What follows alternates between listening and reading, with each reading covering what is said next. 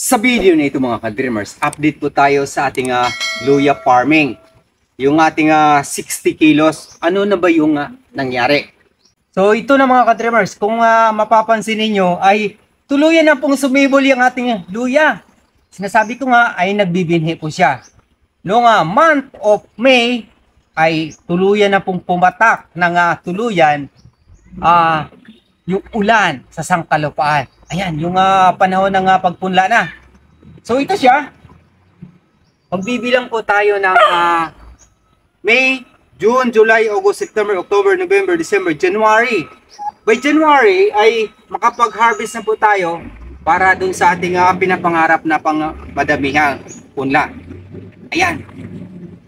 Sabi ko nga, dinaanan tayo ng mahabang tag-init. Kaya yung ating unang parcel ng ating luya, yung ating 40 kilos ay totally damaged. Wala po tayong na-harvest. Pero ito, ngayon, sa awa ng Diyos ay nagkakaroon ng pag-asa. Sumibol na siya. Kaya, salamat sa Diyos. Sa mga nagtatanong dyan, lalong-lalo na dun sa pinagmula ng ating binhi, kay Gmar Lamina, shoutout kay Gmar Lamina na talagang nagluluya farming. Ito na yung aking luya. Dahan-dahan ng sumibol. Itong ating luya mga ka-dreamers, sa ngayon ay hindi pa natin dinadamuhan. Ayan, kung mapapansin niyo yung damo, pati yung dahon ng niyog ay nariyan pa.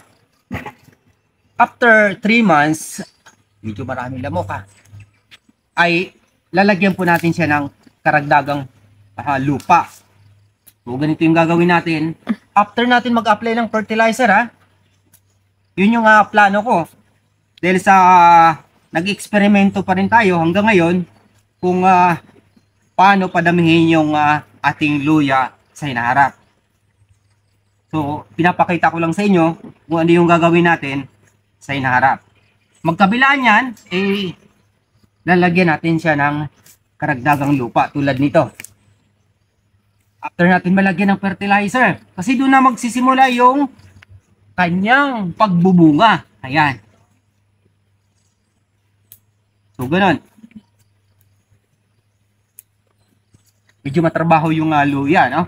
Pero kapag pinalad naman tayo, magkakaroon ng magandang harvest kapag talagaan natin siya ng maayos. Tulad dito. Yan. So, ganito yung magiging forma niya sa hinaharap. Pero sa ngayon, hindi ko muna siya pinagalaw. Dahil sa halos 2 buwan pa lang naman siya mula nung napataka ng tuloy-tuloy na ulan. Pero after natin magpunla ng kamote crops at bisol, dito na naman tayo tututok sa ating luya. At ito yung gagawin natin. So sa hinaharap, kapag nalagyan natin ito ng ganito, magkabilaan, medyo malapit yung luya. Parang mani siya kapag ipinunla. Sabay na yung pagdadamo natin. Sa hinaharap, yung tubig dito na dadaan. So, mapoprotektahan yung puno ng ating luya. At doon na mamunga siya ng mas marami. Pangarap natin sana na magkaroon tayo ng kahit man lang sana 300 kilos. Yung 60 kilos na ito na ipinula natin kung saan nagbibinhi. Para mas malawak yung ating mapagpunlaan sa hinaharap.